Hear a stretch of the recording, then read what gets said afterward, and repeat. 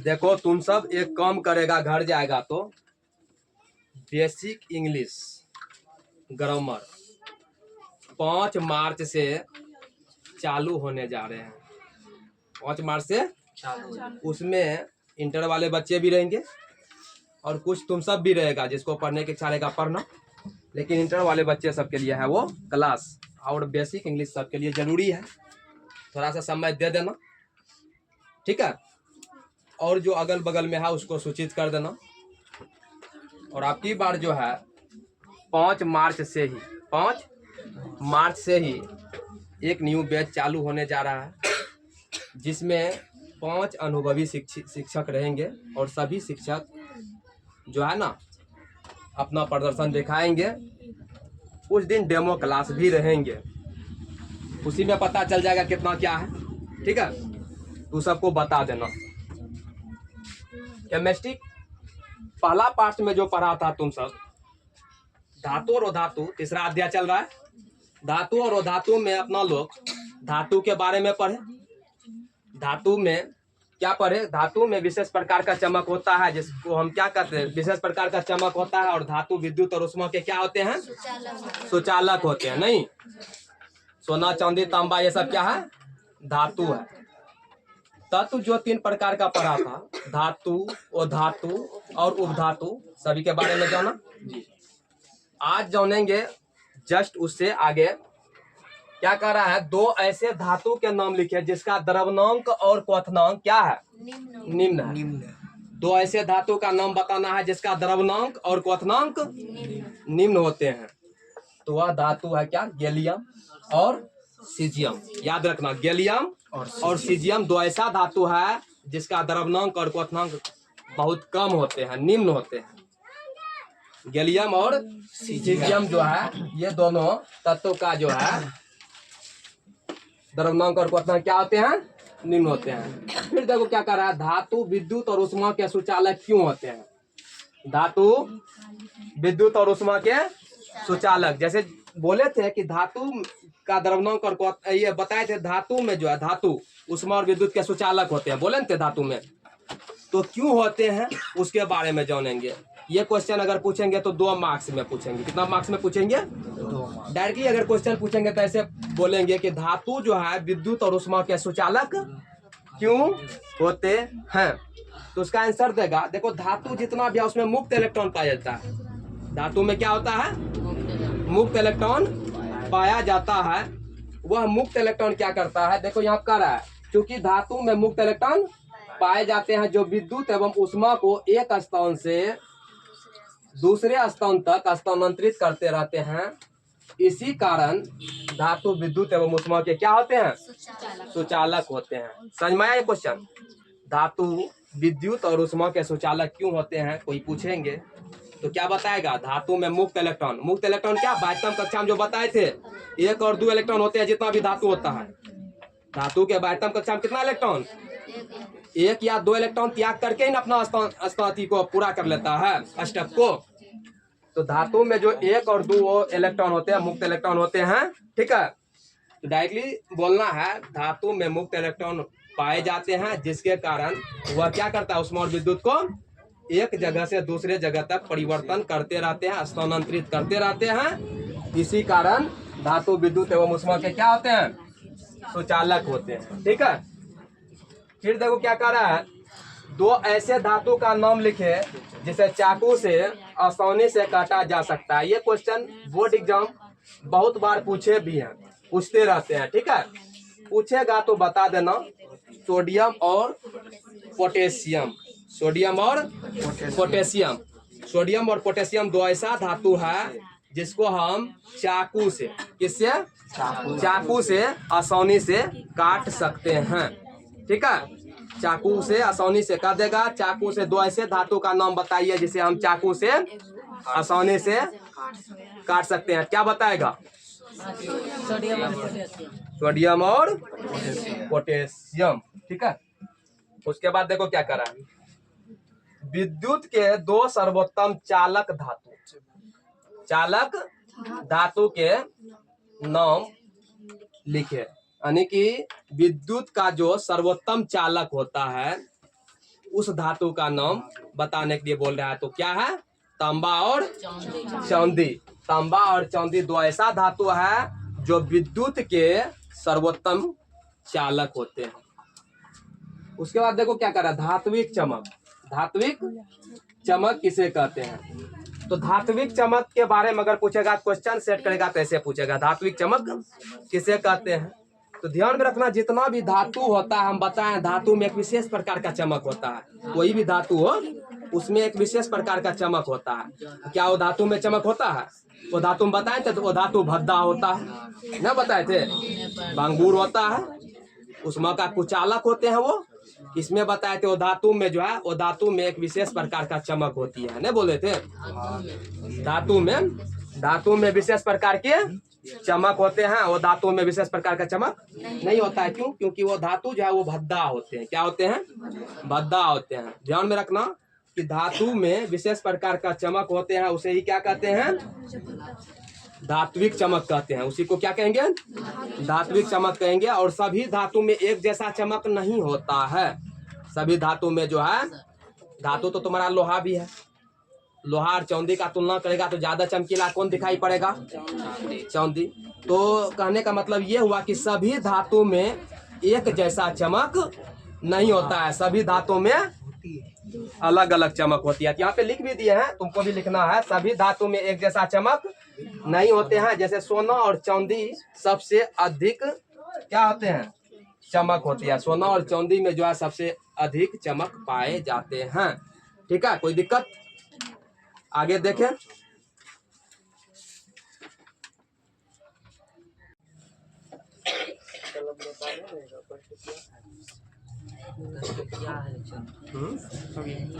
देखो कह रहा है नेक्स्ट क्वेश्चन, धातु के घनत्व उच्च क्यों होते हैं? नहीं, धातु के घनत्व उच्च क्यों होते हैं? कह रहा है चूंकि धातु में परमाणु के बीच आकर्षण बल बहुत अधिक होते हैं। आकर्षण बल बहुत अधिक होते हैं, जिसके फलस्वरूप कम स्थानों में ही बहुत अधिक परमाणु मौजूद होते हैं। इसी कारण धातु का घनत्व क्या होते हैं? उच्च होते हैं। और अधिकतर धातु जो है ना ठोस भी होता है। ठीक है, धातु के बीच जो है ना, कोई भी धातु है, कोई भी धातु है, उसके बीच में ना आकर्षण बल बहुत अधिक रहता है। आकर्षण बल यानी परमाणु संख्या भी क्या होते हैं? बहुत अधिक होते हैं। और आपस में एक दूसरे के साथ बहुत मजबूती से जुड़े रहते हैं। धातु के बीच आकर्षण बल क्या होते हैं? बहुत अधिक होते हैं, जिसके कारण कम ही स्थानों पर, नहीं रे, कम ही स्थानों पर जो है बहुत अधिक परमाणु मौजूद होते हैं। कम ही स्थानों पर बहुत अधिक परमाणु क्या होते हैं? मौजूद होते हैं। इसी कारण धातु क्या होते हैं? धातु का घनत्व उच्च होते हैं। ठीक है, फिर देखो क्या कर रहा है, धात्विक घनत्व किसे कहते हैं? धात्विक घनत्व किसे कहते हैं? तो धातु को पीटने पर, धातु को पीटने पर उससे जो है ना एक विशेष प्रकार का मीठी ध्वनि, मतलब आवाज निकलता है। मीठी ध्वनि निकलता है। कोई भी धातु को पीटता होगा तो एकदम टन आवाज आता है ना, एकदम से पूरा एकदम। तो वही कह रहा है, धातु को पीटने पर उससे एक विशेष प्रकार के मीठी ध्वनि निकलते हैं, जिसे धात्विक ध्वनि कहते हैं। इस गुण के कारण धातु का उपयोग क्या करते हैं? विद्युत घंटी बनाने में करते हैं। तो कोई भी देखा होगा स्कूल में घंटी लगल रहता है, और कोई भी ऐसा पवित्र स्थल जहाँ पर घंटी टंगा हुआ रहता है, उसको टन टन एकदम मारता है तो आवाज एकदम दूर तक जाता है। और जब एक बार मारते हैं तो उसका आवाज एकदम निकलते रहता है कुछ देर तक, एकदम टन निकला है तो एकदम मीठा आवाज। तो धातु को पीटने पर उससे जो है एक विशेष प्रकार का क्या निकलते हैं? ध्वनि निकलते हैं। उसी ध्वनि को क्या कहेंगे? धात्विक ध्वनि कहेंगे। धातु को पीटने पर उससे जो है एक विशेष प्रकार का मीठी ध्वनि निकलेंगे, और उसी ध्वनि को क्या कहेंगे? धात्विक ध्वनि कहेंगे। ठीक है। उसके बाद देखो क्या कर रहा है, हल्की धातु किसे कहते हैं, उदाहरण दीजिए। ध्यान रखना, अभी धातु के घनत्व के बारे में देखें। घनत्व धातु में कुछ धातु में अधिक होते हैं तो कुछ धातु में निम्न भी होते हैं। तो कह रहा है हल्की धातु किसे कहते हैं, उदाहरण दीजिए। तो कह रहा है वे धातु जिनका घनत्व क्या होते हैं, निम्न होते हैं, उसे हल्की धातु कहते हैं। जैसे sodium, potassium, magnesium, lithium, aluminium, ये सब क्या है, हल्की धातु है। तो ध्यान रखना, हल्की धातु अगर बोलेगा तो हल्की धातु किसे कहते हैं, हल्की धातु क्या होते हैं। तो वह धातु जिसका घनत्व क्या हो, कम हो, निम्न हो, उस धातु को हम हल्की धातु कहेंगे। यहाँ पे ऑब्जेक्टिव निकालता है, यहाँ से क्या निकालेंगे, ऑब्जेक्टिव निकालेंगे, कहेंगे इनमें से हल्की धातु है, इनमें से हल्की धातु है। कुछ भारी धातु का दे देगा, सोना चांदी सब दे देगा, वजन मतलब कुछ भारी का दे देगा तो कुछ हल्के का। तो ध्यान में रखना, ये सब ऑब्जेक्ट, ये इसका एग्जांपल भी याद रखेगा। देखो कह रहा है धातु का ऑक्साइड क्या होते हैं, नहीं 21वां क्वेश्चन। अगला क्वेश्चन कह रहा है धातु का ऑक्साइड क्या होते हैं। तो धातु का ऑक्साइड जो होता है क्या होता है, भास्मिक या क्षारीय। धातु का ऑक्साइड क्या होते हैं, भास्मिक भी या क्षारीय भी, भास्मिक या क्षारीय। ध्यान में रखना, अगर ऑब्जेक्टिव पूछेगा धातु का ऑक्साइड क्या होते हैं तो भास्मिक या क्षारीय। ऑप्शन में दोनों रहेगा, भास्मिक भी रहेगा ये नंबर में, बी में क्षारीय भी दे देगा, सी में दे देगा ए और बी दोनों, और डी में बना देगा इनमें से कोई नहीं। तो ध्यान में रखना, हालांकि इतना डीपली में क्वेश्चन बनाता है नहीं, नॉर्मली बना देता है। अगर ऐसा बनाएगा तो ध्यान रखना ए और बी दोनों होगा। कभी कभी ध्यान में रखना, जो क्वेश्चन समझ में नहीं आवे, अगर तुमको हार्मोन गियर भी लगाना है तो इनमें सभी या ए और बी दोनों, कहीं भी ये ऑप्शन दिखाई दे, इनमें सभी या ए और बी दोनों ये दिखाई दे तो वह आंसर सही होने का चांस ज्यादा रहते हैं। हालांकि अभी तुम सबको लंबा समय ऐसा काम करना नहीं है, ये नहीं है वही होगा, लेकिन चांस उसका ज्यादा रहते हैं। तो भास्मिक या क्षारीय, ठीक है। करा द्विधर्मी ऑक्साइड क्या होते हैं। तो द्विधर्मी ऑक्साइड वे होते हैं जिसमें अम्ल और भस्म, नहीं देखो लिखा है धातु के ऐसे ऑक्साइड जिसमें अम्ल और भस्म दोनों गुण पाए जाते हैं उसे द्विधर्मी ऑक्साइड कहेंगे।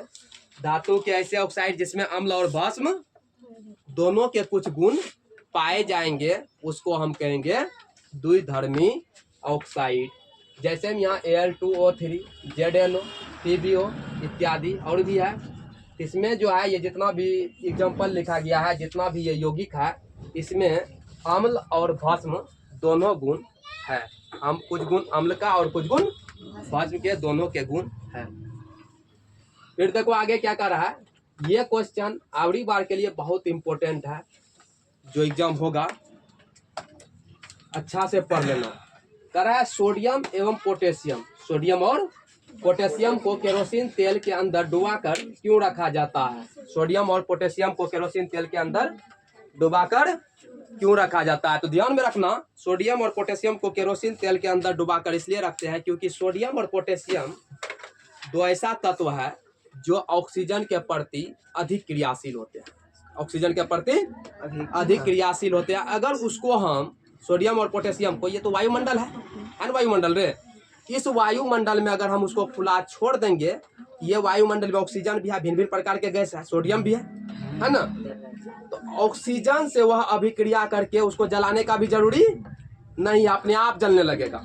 अगर हम सोडियम और पोटेशियम को इस वायुमंडल में खुला छोड़ दें तो वह स्वतः अपने आप जलने लगेगा। और ध्यान में रहे, अगर वह जलेगा तो हो सकता है वहाँ पे कोई ऐसा स्थान हो, कारखाना हो, घर हो, कुछ हो, तो अगर जलेगा तो उसमें आग भी पकड़ लेगा। अगर आग पकड़ेगा तो वहाँ पे बहुत सारे क्षति होंगे, दुर्घटना घटित हो जाएंगे। इसलिए उसी से बचने के लिए सोडियम और पोटेशियम दो ऐसा तत्व है जिसको हम किस में डुबा करके रखते हैं, केरोसिन तेल में। तो पूछेगा सोडियम और पोटेशियम को केरोसिन तेल में डुबोकर क्यों रखते हैं, तो बोलना सोडियम और पोटेशियम को केरोसिन तेल के अंदर इसलिए डुबा कर रखते हैं क्योंकि यह ऑक्सीजन के प्रति अधिक क्रियाशील होते हैं, जिसके कारण यह वायुमंडल में उपस्थित ऑक्सीजन से अभिक्रिया करके स्वतः जलने लगता है। ऑक्सीजन से अभिक्रिया करके स्वतः जलने लगता है। इसी कारण जो है हम सोडियम और पोटेशियम को केरोसिन तेल के अंदर डुबाकर रखते हैं ताकि कोई भी प्रकार के दुर्घटना ना घटे। ठीक है, आज के लिए बस इतना ही रहने दो, नेक्स्ट डे फिर चलेगा।